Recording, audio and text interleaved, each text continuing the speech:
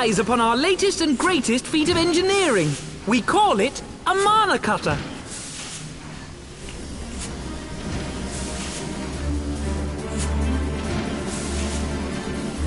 After you put down Gaius, Wedge and me struck out on our own for a bit, and started work on the successor to the tiny Bronco. Impressive little thing, isn't she? My talent for ship design has plainly rubbed off on them.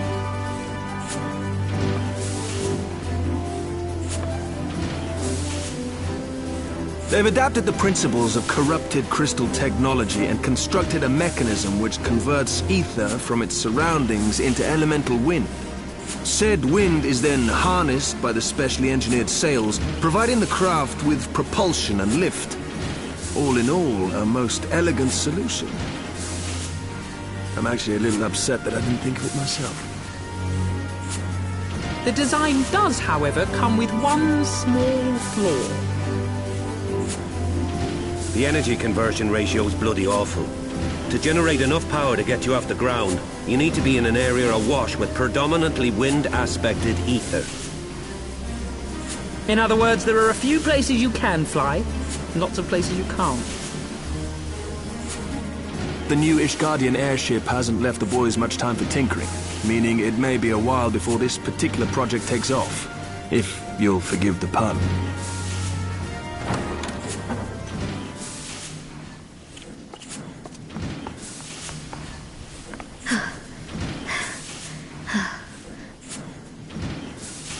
Tataru, what's happened?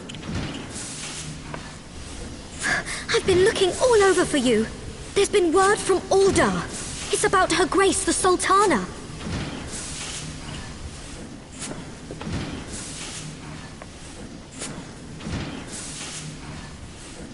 It seems you're required elsewhere. Leave the mana cutter with us. We'll see that she's airworthy and suitably equipped to slice through those winds.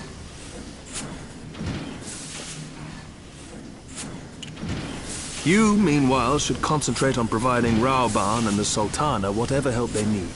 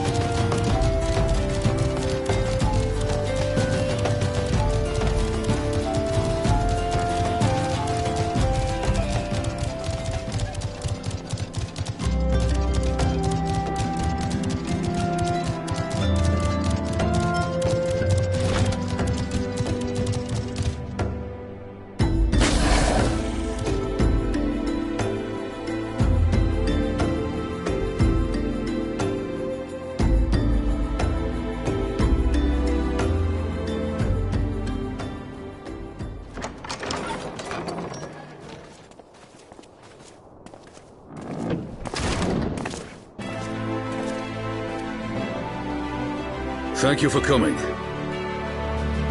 No thanks are necessary, General. I trust your recuperation continues apace. I cannot complain. Thanks to Higiri and her ministrations, I've regained much of the strength I lost during my imprisonment.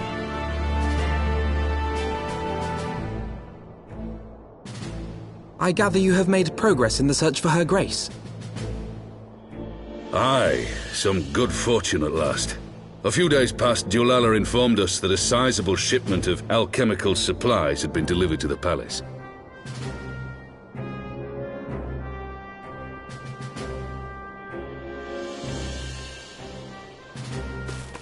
With Papa Shan's assistance, I set out to ascertain the source and nature of the shipment. My inquiries led me to Frondale's frontistery. There, I learned that an order had been placed for a curious substance designed to sustain patients trapped in death-like slumber. An invention of the former head alchemist, apparently. A death-like slumber? This cannot be a coincidence. It lends some weight to Dulala's claims, aye. Her Grace is likely somewhere within the palace, abed but alive. Before making any attempt to extricate the Sultana, however, it seemed prudent to learn what manner of substance was used to induce her torpor. To that end, I made inquiries as to the whereabouts of the one most like to have administered it. The lady-in-waiting, Meriel. We sent for you as soon as we learned of her location. All that remains is to apprehend the woman. We shall find our cat's paw in the Silver Bazaar. But we must tread carefully. The market is not the bustling place it once was, and someone is sure to mark our coming. Should they inform the monetarists, we'll have a fight on our hands. We must be prepared for the worst, and being short an arm, I thought it wise to take another in its stead. What say you, Warrior of Light? Will you lend me yours? Then I pity the bastard that stands in our way. Come, my friends, for Nanamo and for Ul'dah!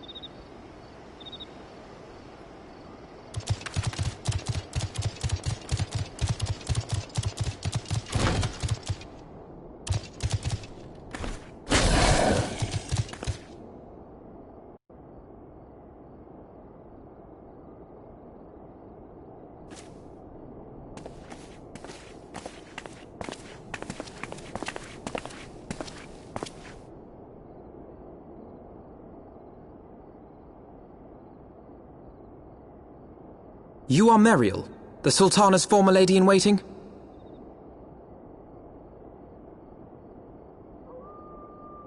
I know no one of that name.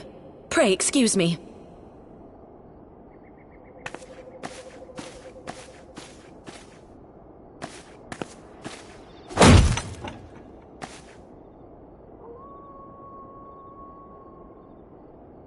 General Alden!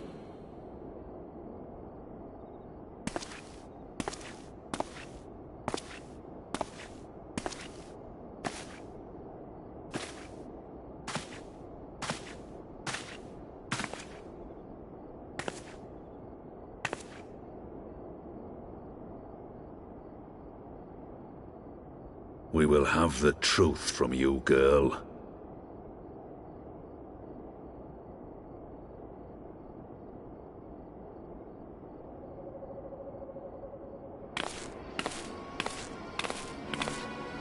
Mayhap 'twould be better coming from me.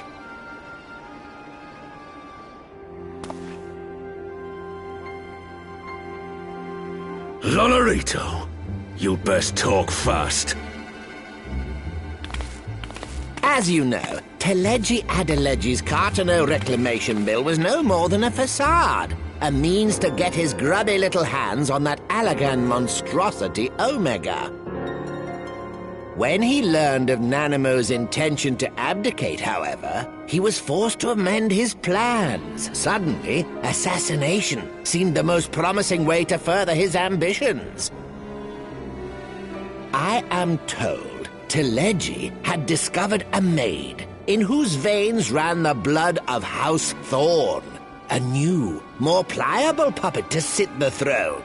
'Twould have caused an uproar, of course, but few could have contested her claim.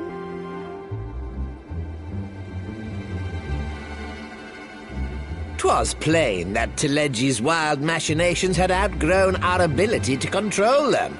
So I decided to usurp his scheme and left the fool to seal his own demise. And what of Nanamo? Oh, I have no desire to harm her grace. 'Twould profit me little to destabilize our government. Thus did I employ young Meriel here to administer a potent sleeping potion in place of a poison.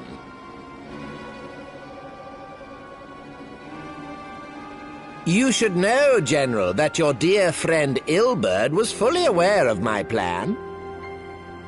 I had him lie about the assassination as a means to prime your rage against Teleji. We weren't entirely sure how you would react, but things went rather better than expected.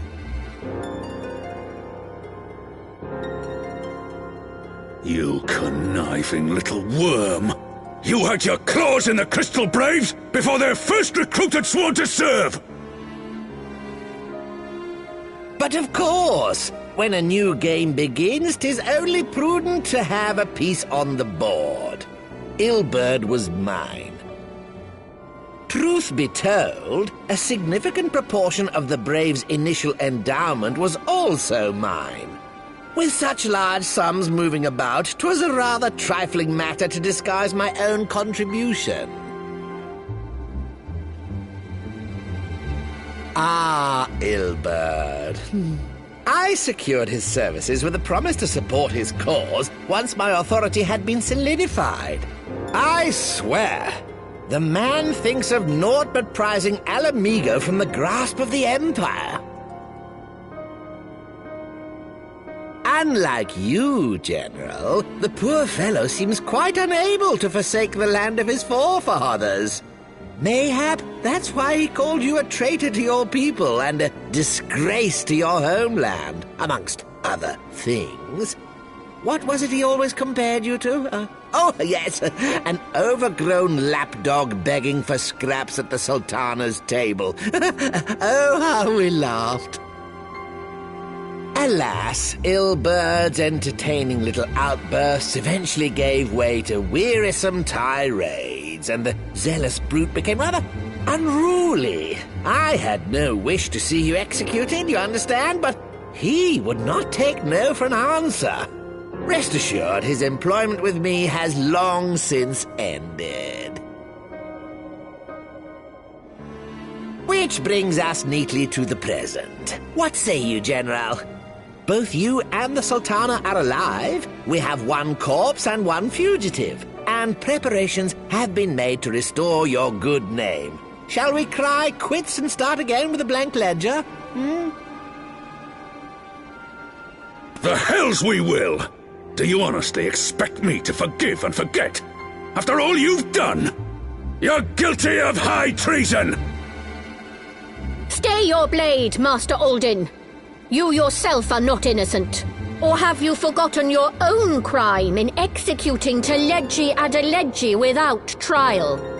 Though you acted out of loyalty to the Sultana, such deeds are in violation of both the word and spirit of the law.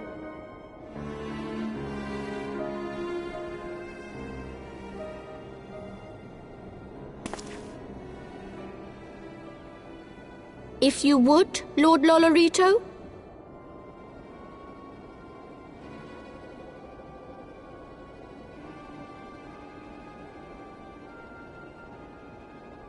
This potion will wake the Sultana from her slumber. Consider it a gesture of conciliation. You will find her grace resting comfortably within her private chambers. Should you doubt my word, I shall willingly accompany you to the palace as your hostage.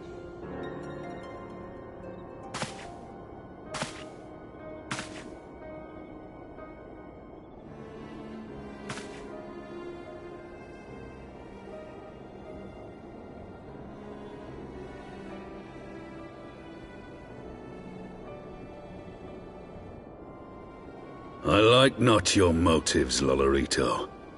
But you saved the Sultana's life, and for that, you have my gratitude.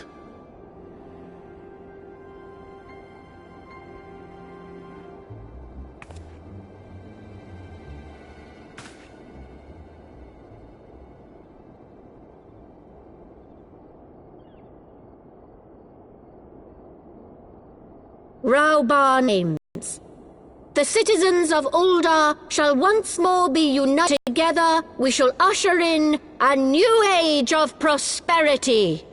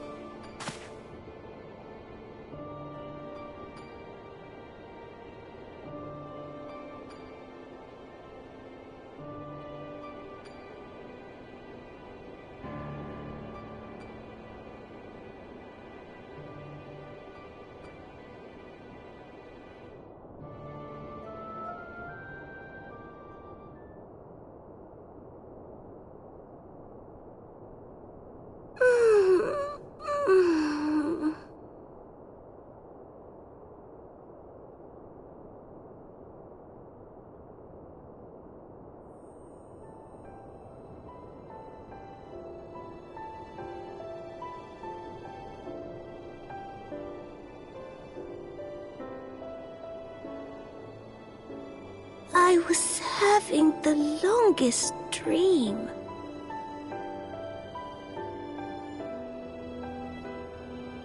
"'Tis time to wake up, Your Grace.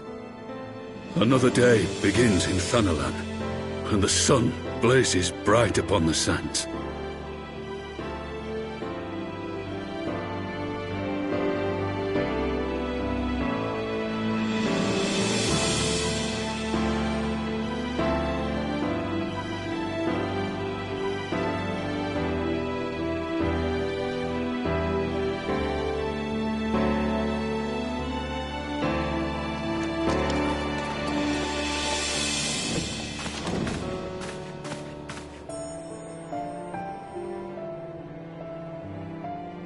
Her Grace is awoken.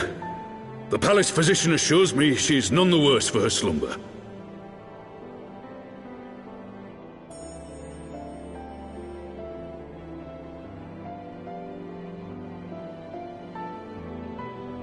I believe Her Grace will soon resume her plans to place the government of Uldar into the hands of its citizens.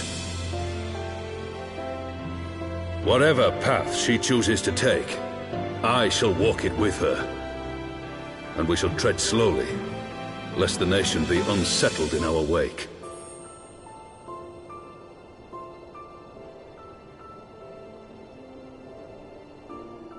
Her Grace's compassion is a shining beacon to us all. But what our city truly thrives upon is competition. 'Tis in the struggle against our rivals that opportunities are seized and fortunes made. And with the Empire on the offensive once more, now would hardly seem the time to turn our system of government upon its head. Are you privy to new intelligence, my lord?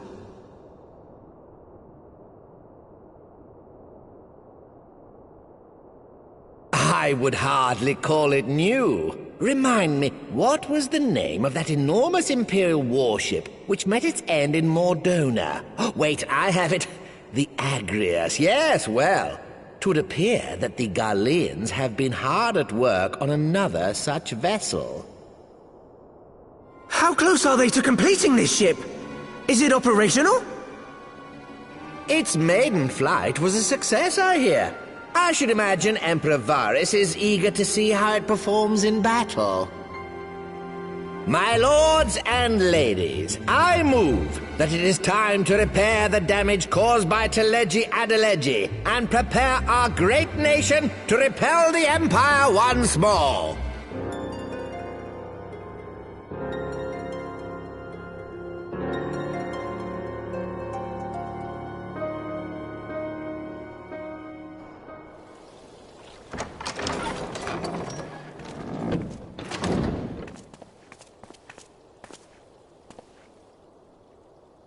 "'Tis well that the Sultana has awoken. The Syndicate yet needs to put its house in order, but 'twould seem the worst of the confusion has passed. Uldar has taken control of its future, and I must do the same.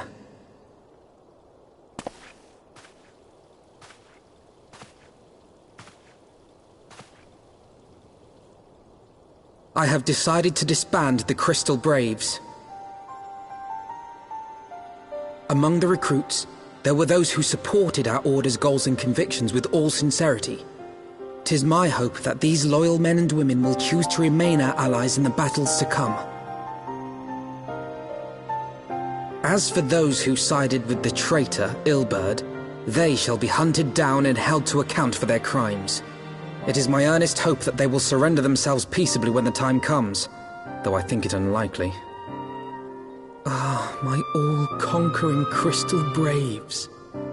The model army meant to pave the way for a single unified Grand Company of Eorzea. That so high an ideal should be brought so low. I need not tell you how deeply the betrayal stung me. Yet I see now that it was mine own naivety and pride which allowed the Braves to fall prey to corruption. As ever, it is to your own shining example that I turn for inspiration. Like you, I mean to stand firm in the face of hardship and give mine all for the cause.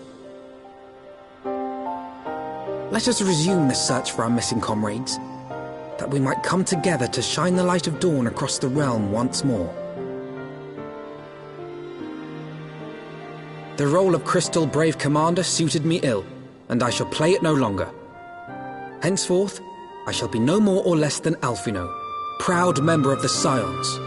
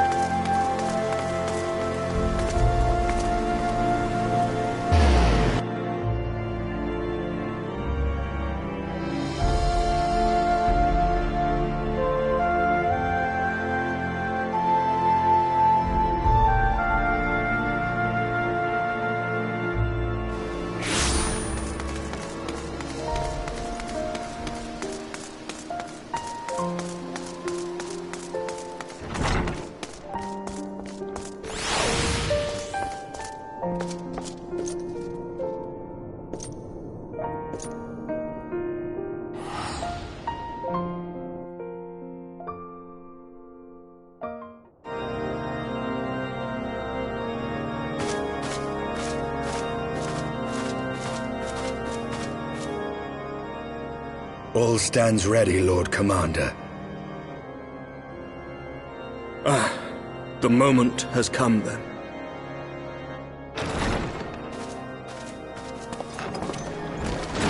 Pray excuse my lateness. I paid a brief visit to the workshop to inquire about the mana cutters. The engineers assure me that they're ready.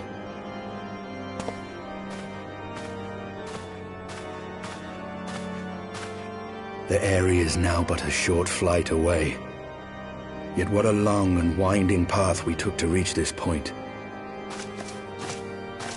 Were it not for Master Alphino's proposal, we never would have attempted to parley with the dragons. Though our negotiations yielded little, our expedition with Lady Isar taught us much. You took an unimaginable risk. I could scarce believe the tale Estinian told. Aye, 'tis Went rather poorly, as I recall. In this instance, the journey was more important than the destination. Had we not slain Nidhogg's consort, Tiaman, and put the Great Worm on his guard, the Dravanians would have arrived at Ishgard's walls long ago. Aye, that they would. Full grateful am I for every hour of respite your actions have afforded us. Thanks to you, our defenses are much improved. 'Tis but a pity they won't be enough. Thus you believe an assault upon the area represents the city's best chance of survival. Is that not so, Estinian? I am under no illusions. Nidhogg's might is legendary. But with his eye in my possession, I can stifle his strength at the source. Victory will be hard won, even so. And I shall be glad indeed to have the Warrior of Light at my side. You shall have my blade as well. There are more of these mana cutters to be had, yes? Lord Commander, no! How can I, a proud knight of Ishgard, stand by and do naught while an outsider risks life and limb for our homeland? I swore an oath to protect this city. Pray leave the slaying of dragons to dragoons, Sir Knight. Your duty to command the city's defense is no less vital. Should we fail, and Nidhogg slip through our grasp, who then will hold the walls against him? Will you leave Ishgard in the hands of the Holy Sea's zealots? There are others. Who but you has the authority and the standing to orchestrate a city-wide defense? I do not, and neither does the Warrior of Light. That is why it is our place to fight, and yours to remain here, Lord Commander. What? You too, Master Alphino? By the Fury! You have shown some promise, but this adversary is far beyond your skills.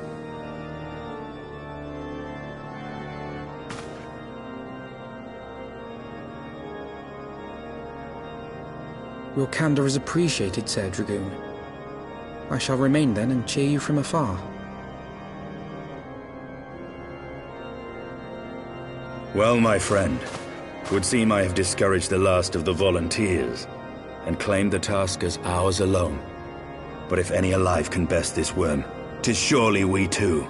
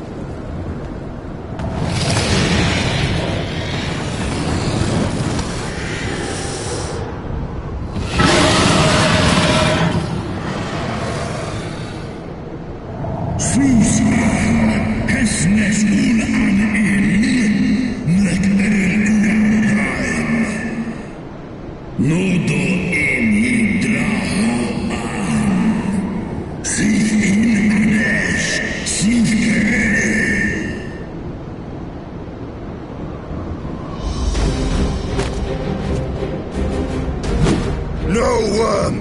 This ends here!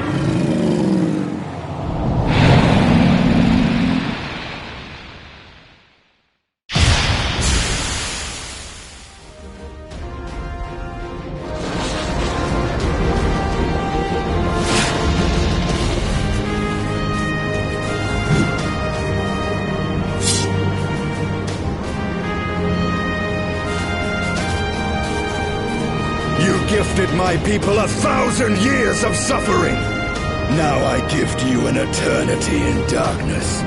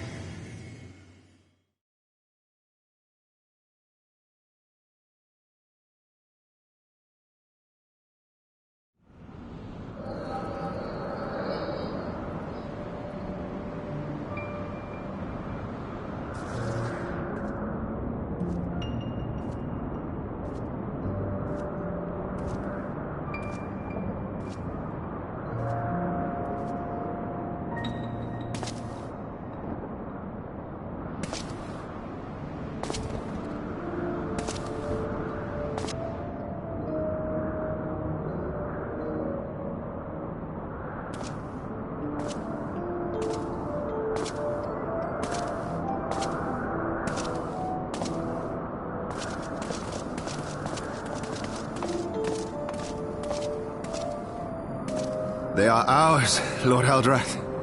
The eyes of Nidhogg.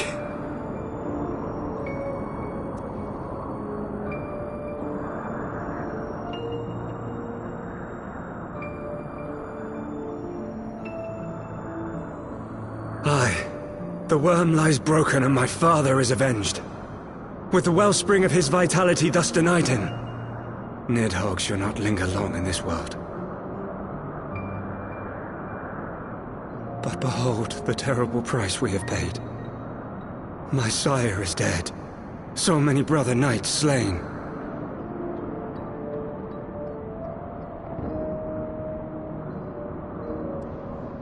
We traded our honor for the strength which now courses in our veins. And still we are forced to make such sacrifice. But not in vain, my lord. Hraesvelgr is the only great worm left in Dravania, and he dares not leave his lair. With Nidhogg's eyes in your possession, who now can challenge the might of Ishgard, ascend the throne, and take your rightful place as the ruler of our people?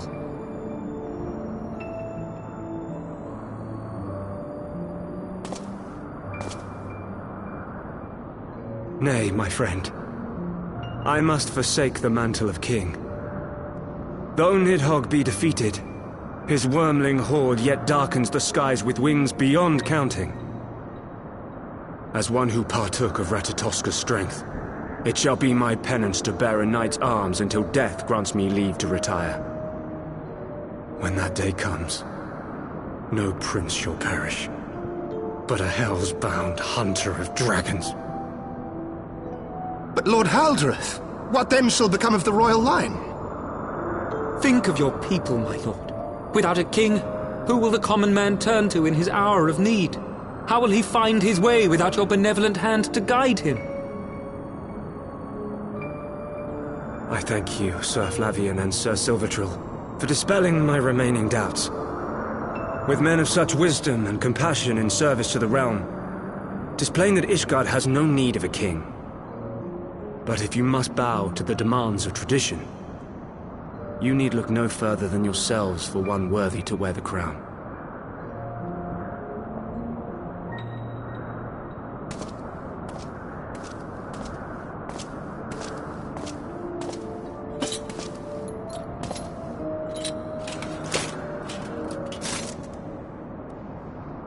Fare thee well, my brother knights, my loyal friends.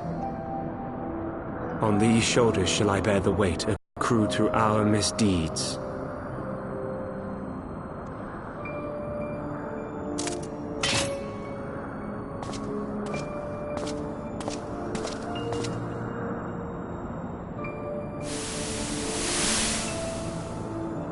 What cruel jest has fate played upon us? Have we seized this desperate victory only to lose a king? We can but act as our lord has bid. We few who remain must divide between us the rulership of Ishgard and her people.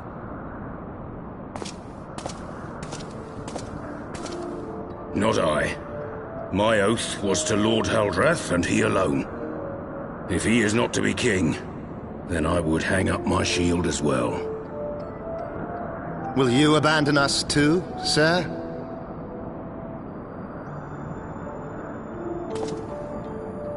I would wash my hands of blood and betrayal, and take up an honest trade.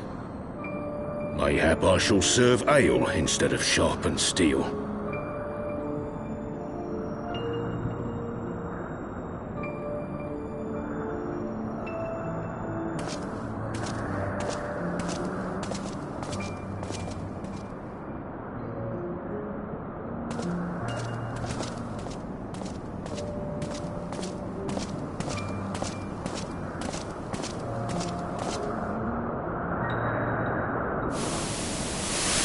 We four, then. Forton, Heilenart, Dyrender, and Zemail. But 4 houses to rule all of Ishgard. And what of the throne? We keep it empty. Until the day a king rises once more. We must assume the role of stewards. We shall shape our nation anew with a history of our own making, and let the truth of this dark day die here, upon the battlefield.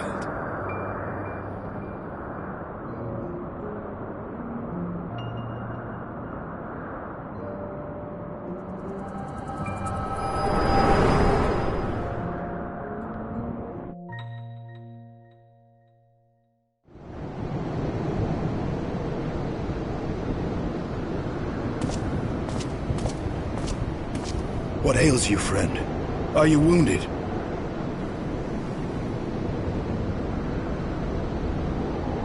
You have borne witness to history, to the culmination of the first battle with Nidhogg. The legend of Ishgard's founding tells that our ancestors were led to the land of Kurthus by the valiant King Thordan. In the midst of their journey, they came to a wide chasm, where they were set upon by a great worm, Nidhogg. A furious battle then ensued, with Thordan leading the van. Though the brave king was slain defending his people, his son, Haldreth, the first Azure Dragoon, fought on undaunted.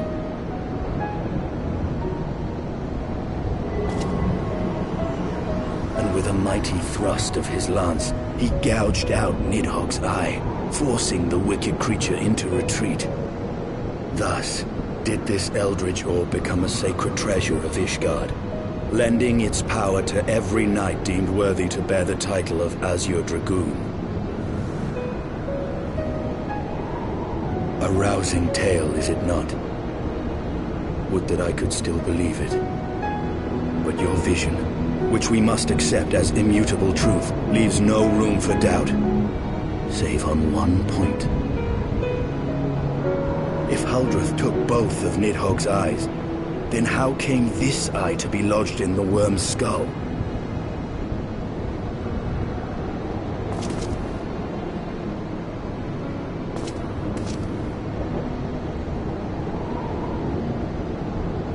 Beneath every answer we unearth, another question lies buried.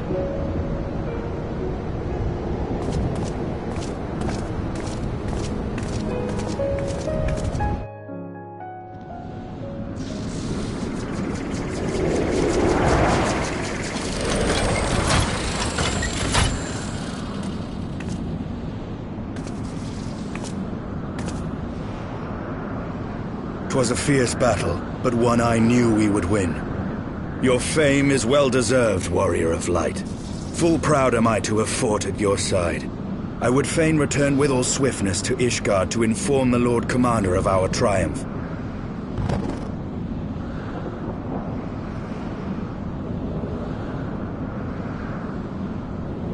But we must first have words with Hraesvelgr. There are parts of this tale that the worm has kept from us, and I would know wherefore.